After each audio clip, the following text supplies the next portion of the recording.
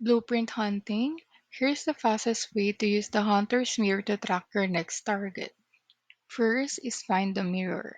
At the certain prisoners' counters, enter the hunter's room and interact with the mirror. Step 2. Identify the target. The mirror shows an enemy whose blueprint you're missing. Note the game, then play your route on the biome where it spawns.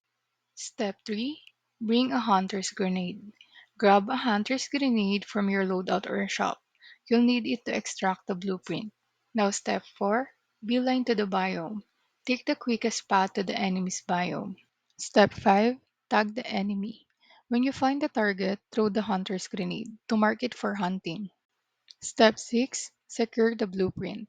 Finish the hunt to extract the blueprint. If you kill it on tag, you won't get the drop.